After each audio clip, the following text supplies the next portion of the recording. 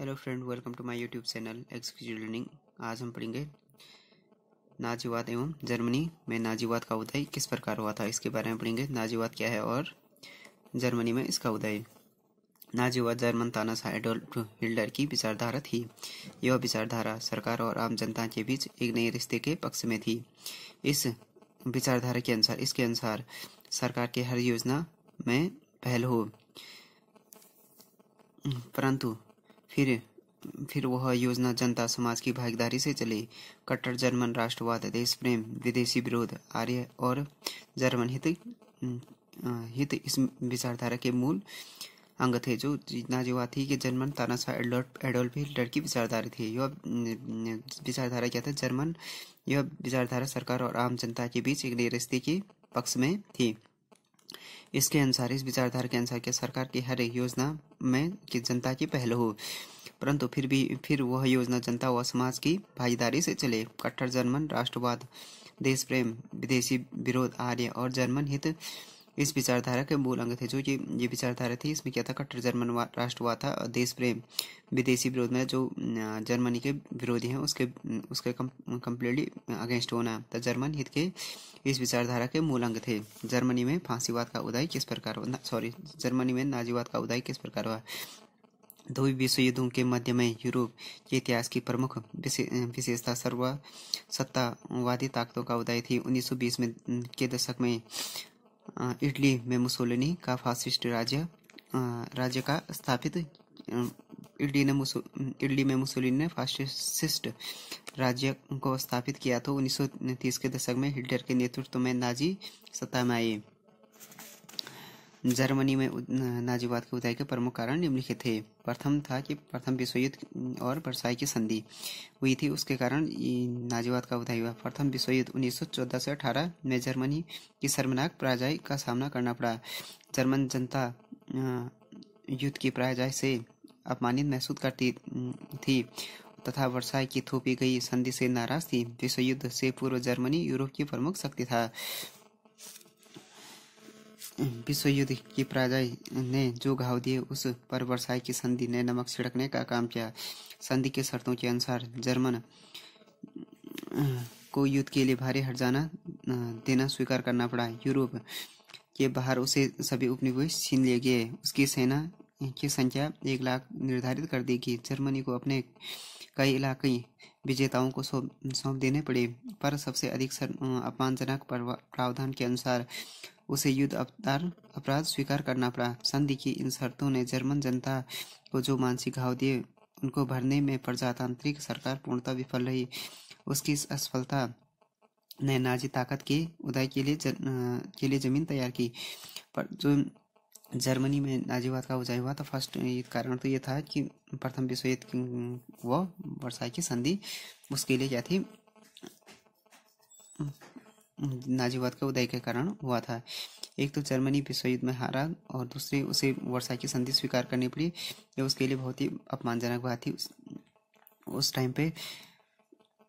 इसलिए एक तो प्रमुख कारण था ये वर्साई की संधि और प्रथम विश्व युद्ध जो हारा, तो उसके लिए नाजीवाद के लिए क्या किया उसने जमीन तैयार कर दी थी।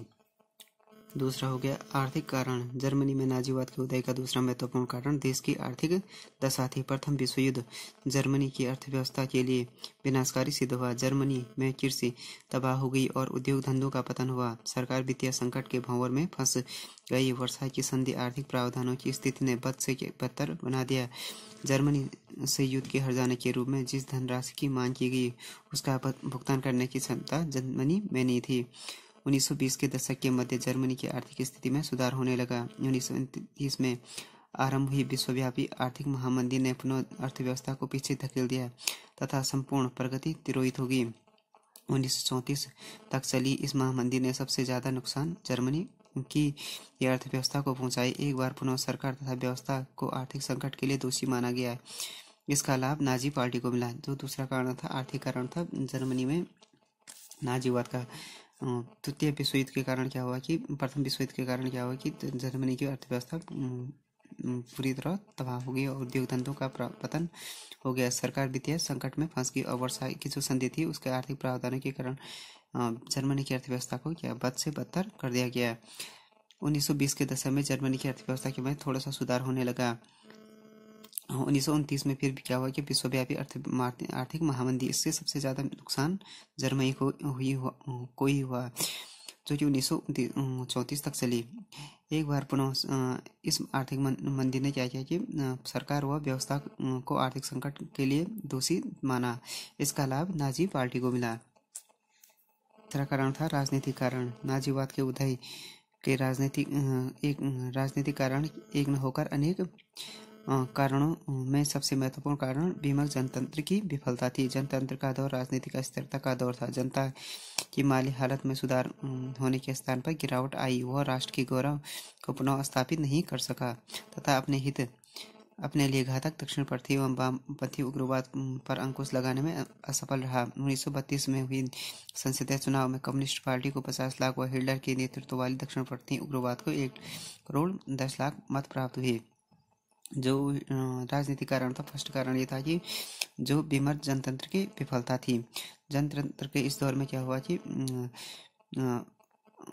जनता की जो बुरी माली हालत है उसको सुधार लाने में विफल रहा। मतलब लगातार गिरावट आई कि वह राष्ट्र के गौरव को पुनः स्थापित नहीं कर सका। अपने लिए घातक दक्षिणपंथी एवं वामपंथी उग्रवाद को अंकुश लगाने में असफल रहा। 1932 में हुए चुनाव में क्या कम्युनिस्ट पार्टी को 50 लाख और हिटलर की दक्षिणपंथी उग्रवाद को क्या मिले 1 करोड़ 10 लाख मत प्राप्त हुए।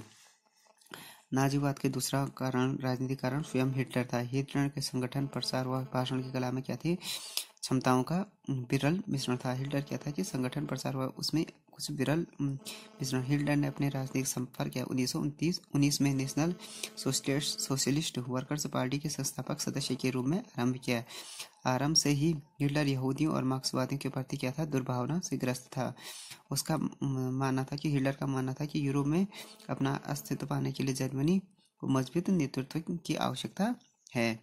उसके बाद हो गया, हिटलर क्या था कि कुशल वक्ता था तथा अपनी भाषण कला से श्रोताओं को सम्मोहित कर लेता था।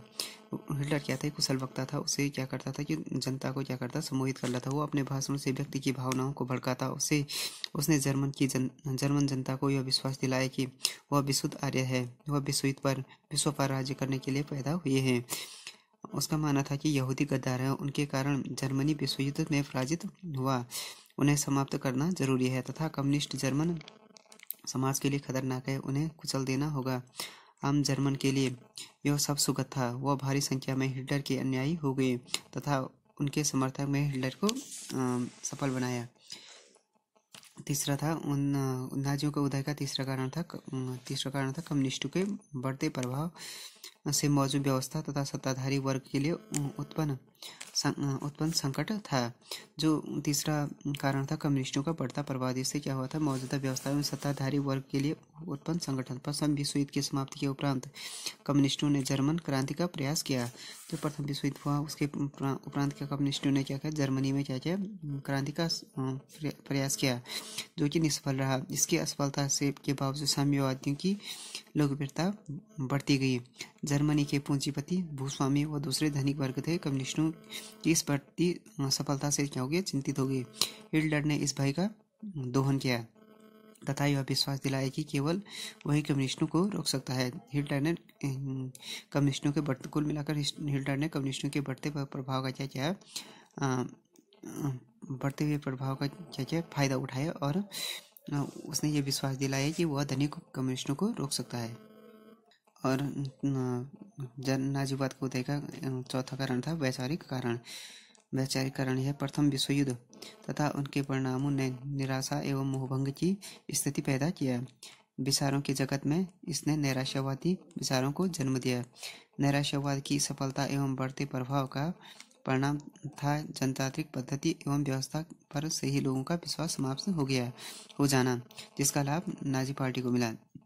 प्रथम विश्व युद्ध था, उसके परिणामों से क्या हो गया, जनता निराश एवं मोहभंग की स्थिति पैदा हो गई। विचारों के जगत में इस नैराश्यवादी विचार को जन्म दिया। इस नैराश्यवादी की सफलता एवं बढ़ते प्रभाव का परिणाम था कि जनतांत्रिक पद्धति की व्यवस्था से लोगों का विश्वास समाप्त हो गया, जिसका लाभ नाजी पार्टी को मिला। नाजीवाद इसके बाद हो गया कंक्लूजन, है नाजीवाद सामाजिक, बौद्धिक एवं आत्मिक अराजकता की राजनीतिक अभिव्यक्ति था।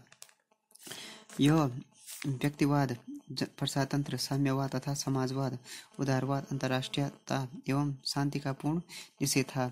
समझौते को स्वीकार न करना तथा शक्ति प्रयोग पर बल देना इस विचारधारा का मूल मंत्र था। इस विचारधारा की उत्पत्ति जर्मन आदर्शवाद से हुई। इसी कारण इसके अनुयायियों ने जर्मन जनता के दिल में घर बना लिया तथा नाजियों को सत्ता प्राप्त करने में सफलता मिली। जो ये नाजीवाद था कि सामाजिक भौतिक और आदमी क्या था, अराजकता की राजनीतिक अभिव्यक्ति थी।